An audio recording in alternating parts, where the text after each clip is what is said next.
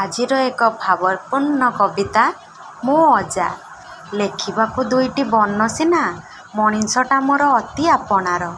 ନିଜେ ଦୁଃଖରେ ରହି ମୋ ପାଇଁ ଗଢ଼ି ତୋଳିଥିଲେ ଖୁସିର ନଅର। ବସି ରହିଥାଏ ତାଙ୍କରି ବାଟକୁ ମୁଁ ହିଁ ଅପେକ୍ଷା କରି। ଆସି ପହଞ୍ଚିଲେ ଦୌଡ଼ି ଆଣେ ମୁଁ ମାଲପୁଆ ଜରିଟି ଧରି। ଆଖି ବୁଜି ମୋତେ ଭଲ ପାଉଥିଲେ ମା' ମା' ବୋଲି କହି। ନିଷ୍ଠୁର ଦଇବ ଅକାଳରେ ତାଙ୍କୁ ନେଲା ମୋଠାରୁ ଛଡ଼ାଇ।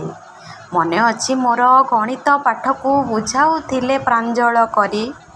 ବିନା ଯନ୍ତ୍ରରେ ଅଙ୍କନ ଆଉ ବିଭିନ୍ନ ଗଳ୍ପ ସାଙ୍ଗକୁ ସାଏରୀ। ଏତେ ନମ୍ର ଆଉ ଭଦ୍ର ମଣିଷ କେଉଁଠି ମିଳିବ କାହିଁ।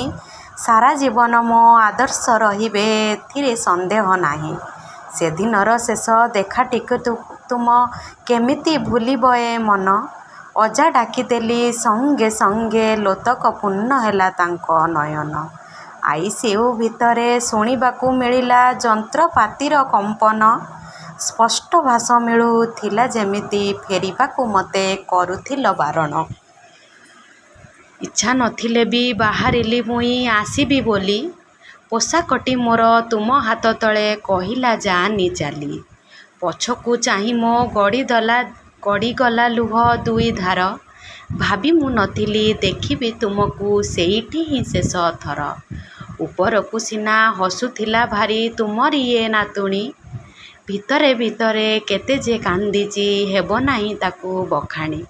କାଳିଆକୁ ମୁହିଁ କେତେ ଯେ କରିଛି ଆକୁଳ ନିବେଦନ। ସେ କାହିଁ ଶୁଣିବ ଏଇଟା ଥିଲା ବିଧିର ନିଷ୍ଠୁର ବିଧାନ। ଆଉ ମିଳିବନି ତୁମର ସେହି ମା' ମା' ମା' ଡାକ। ଚିଡ଼ି ଉଠିଥିଲି ସିନା ମୁହିଁ ସେ ଡାକରେ ଥିଲା ଗୋଟେ ଅଦ୍ଭୁତ ଚମକ। କାନ୍ଦି କାନ୍ଦି ଯେତେ ମୁଣ୍ଡ ପିଟିଲେ ବି ଅଜା ତ ଫେରିବେ ନାହିଁ। ହୀରାଟିଏ ମୋର ଥିଲେ ସିଏ ପରା ଟାଣି ନେଲା ତାଙ୍କୁ ଭାବଗ୍ରାହୀ।